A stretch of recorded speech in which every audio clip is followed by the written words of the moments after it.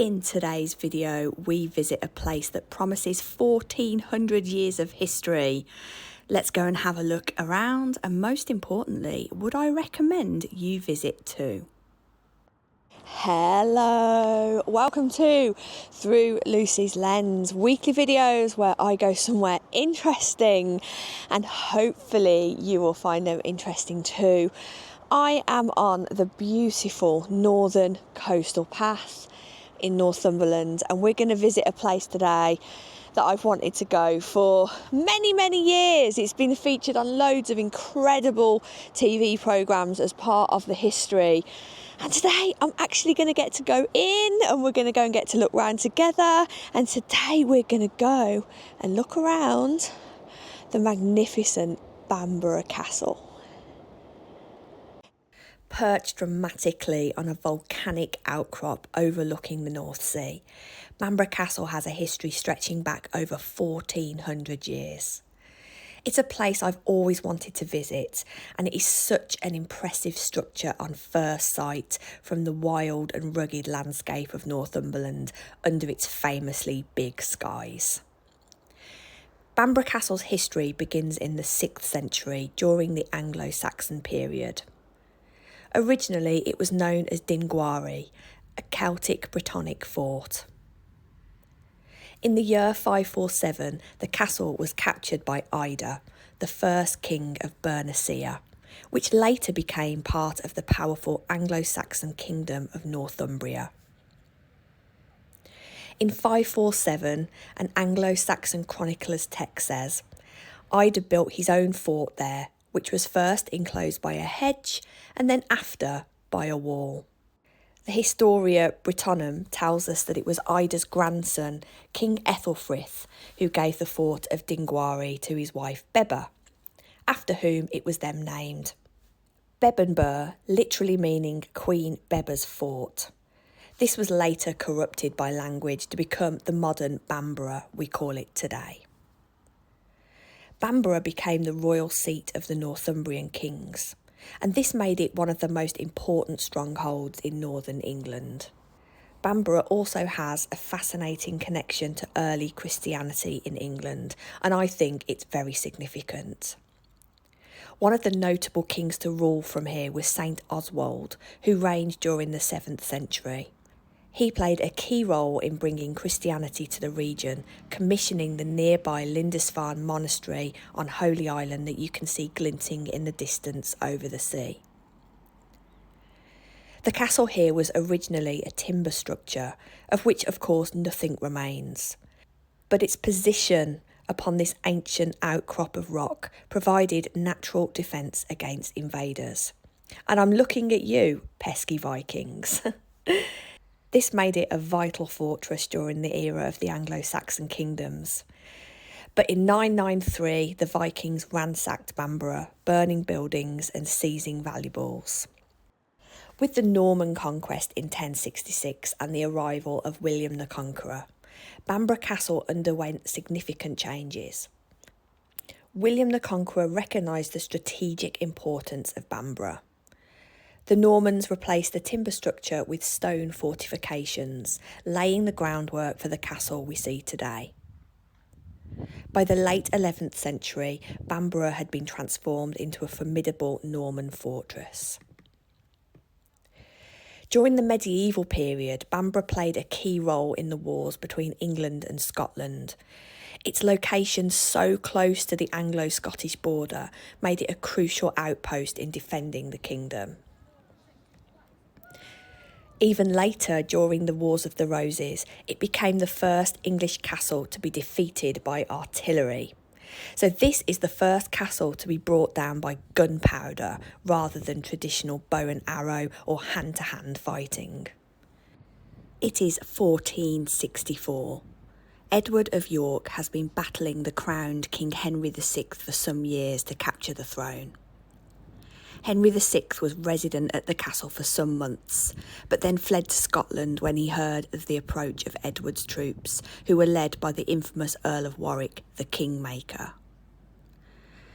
The castle was held by Sir Ralph Grey for King Henry, But Edward's troops arrived and used their guns Newcastle, London and Dicyon. The bombardment was so severe, stones from the walls flew into the sea. One of the castle towers where Sir Ralph was positioned collapsed under the bombardment. He fell with the castle, and it was thought that he was dead. But sadly for him, actually he survived and was later executed at York. This is seen as one of the most exciting stories in the history of Bamburgh Castle, and I always love a little bit of the War of the Roses. Unfortunately, this left the castle as a shell, and Bamburgh Castle started to lose its military significance. It fell into disrepair, with large parts of the castle deteriorating. The decline included into the 18th century, when it was described by contemporaries as a ruin. And that's how it would have remained if it wasn't for a wealthy and industrious Victorian with a passion for owning and living in his own castle. In 1894, Victorian industrialist William Armstrong set about restoring the castle to its former glory. He transformed it into a grand family residence while trying to preserve its historical character. The restoration, including rebuilding many of the interiors and fortifications, blends medieval architecture with modern Victorian innovations. I also think there is a big dose here of a romantic historical outlook, often connected with the Victorians when it came to anything medieval. The castle you can see inside today is 14 rooms, restored and brought back to life by William Armstrong. Almost a fantasy land of what a castle should have been in his imagination. It felt almost like a bit of a medieval theme park, but that's no bad thing. The castle's important strategic location came back to the fore even during the 20th century, when during World War II, pillboxes were established in the sand dunes to protect the castle and surrounding area from German invasion. And in 1944, a Royal Navy corvette was named HMS Bamburgh after the castle too. Today, the castle is still owned by the Armstrong family and is one of the biggest tourist attractions in Northumberland.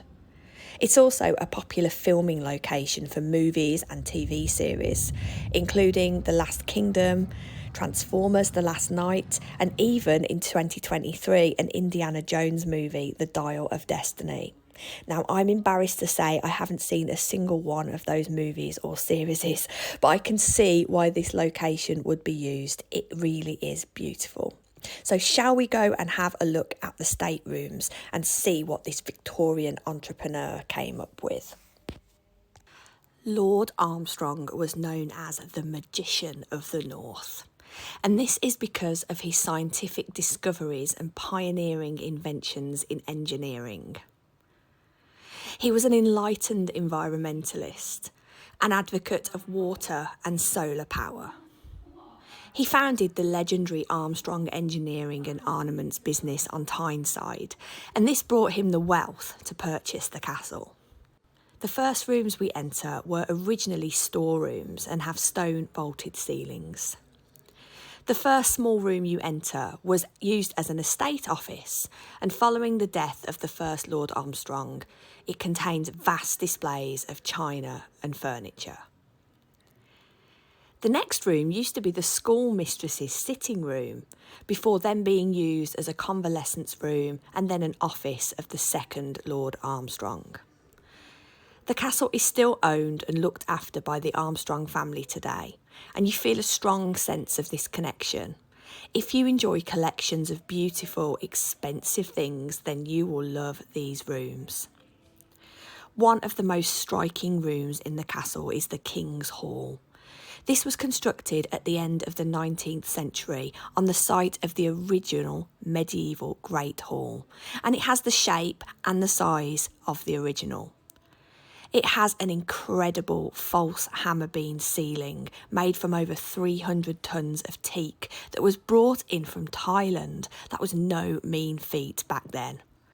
Before the restoration in the 1800s, this area contained dairies, a pantry, a children's wash area and an infirmary.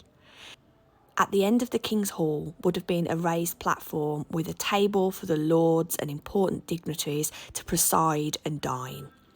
This area now contains the Cross Hall with its Tudor-style fireplace and large tapestries. At the other end of the King's Hall is a minstrel's gallery. The space is packed to the rafters with Lord Armstrong's collections. And during my visit, there was also a collection of costumes from a TV series called The Last Kingdom, which was causing quite the crowd. Maybe I should watch it. You must let me know in the comments if it's any good.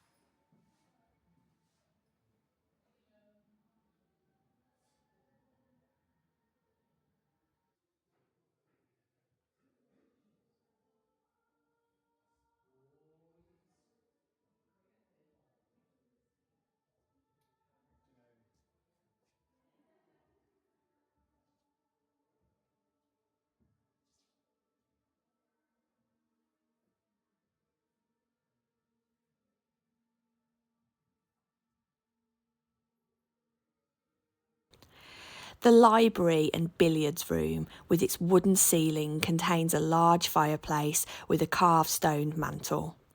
Around the room are bookcases and the billiard table is in the centre. The books share the interests of both Lord and Lady Armstrong, and it also includes a book called Electric Movement of Air and Water, written by Lord Armstrong himself. This was a place of entertainment, and I can imagine a thick fog of cigar smoke and the aroma of a fine dark spirit in the air. As always, though, I'm drawn to the large windows that let in a beautiful veil of light coming off the sea, and I wondered, would they still rattle and bang during a storm?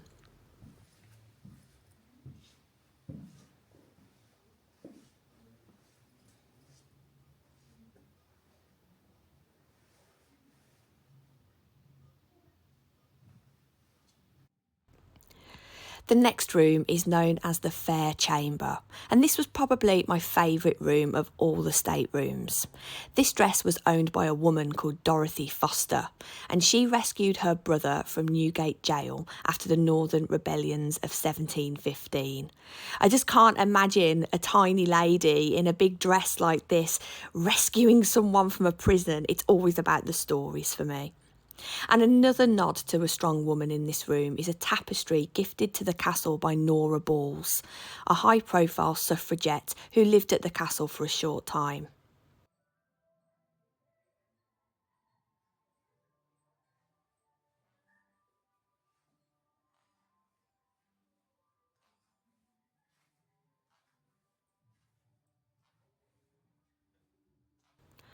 From here you walk through the Pink Passage, which used to house an original document from James I, and these were the original deeds to the land of Bamburgh. I was sad to see this is no longer here. Instead is displayed a selection of notable faces from the castle's history. This leads through to an armoury, which contains a vast collection of weapons. I didn't film this due to very strict rules on YouTube about the depiction of weapons on the platform, and yes, that also includes historical ones. But you can see this on the castle's website if you would like to have a look and if you're interested. You then enter the Victorian bakery and scullery, and you know I love a bit of below stairs, and I was really happy to see this here because of course there would have been servants and there would have been people helping run this household in the time of Lord Armstrong.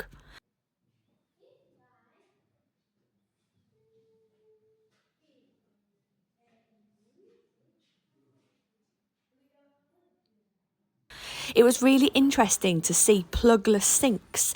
This meant that meat or fish could be cured in brine without the risk of the liquid going down the plug hole. But how would you get it out? A horrible job for some poor scullery maid, I imagine.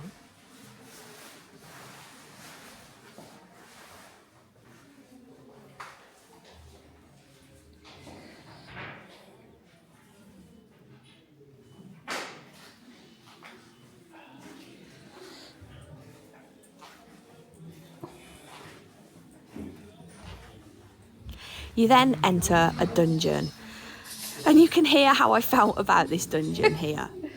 Oh, I always find these so ridiculous and unnecessary, really. Do you know what I mean? Bamburgh Castle is beautiful.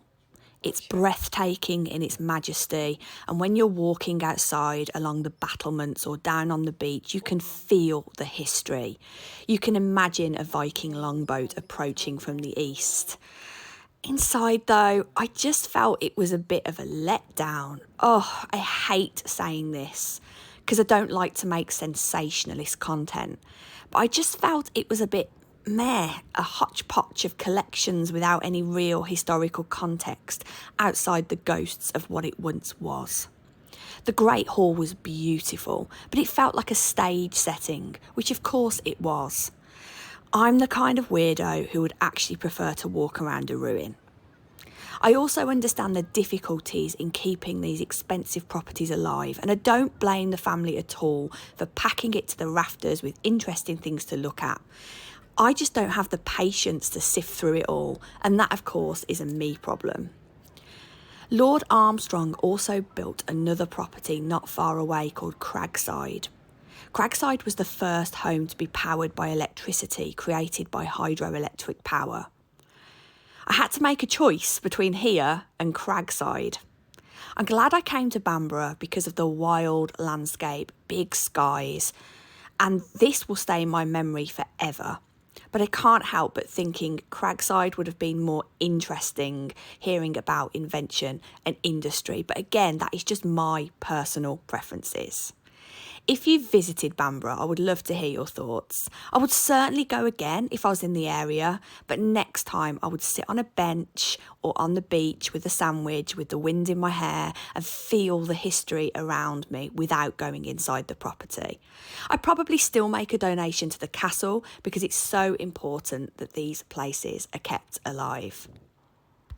If you do go inside, there is also an aviation collection, and I was so excited to get inside here, but it was absolutely ramming, backs to the wall packed, and I couldn't film in there, and I didn't feel comfortable doing so.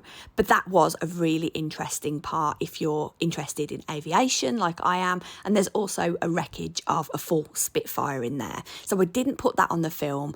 So I'm playing devil's advocate here. There are some amazing parts too. So, what did you think of Bamburgh Castle? You know, I've just been to speak to one of the guides and I said, right, before I even go any further, can you confirm to me that Bamburgh is the correct saying? And they said, yes, that's how you say it. Because I'm so paranoid about saying things wrong, because I have a couple of times. It's a Brummie thing, we say what we see. Anyway, what did you think of Bamburgh Castle? I thought it was lovely. I think it's always interesting when a Victorian entrepreneur takes on a place like this and makes it their own. Sometimes I prefer that there's more original stuff here, but I also get that people have to make these things into a tourist attraction, so people come because it's beautiful. And the thing I would say about this place is 10 out of 10 for the nature, 10 out of 10 for the views, 10 out of 10 for the feeling that you get here. It is absolutely magnificent, and I would love to spend more time in this area. So watch this space, because I think that's going to happen. Anyway, until the next time, I'll see you later. Have a good week. Bye bye.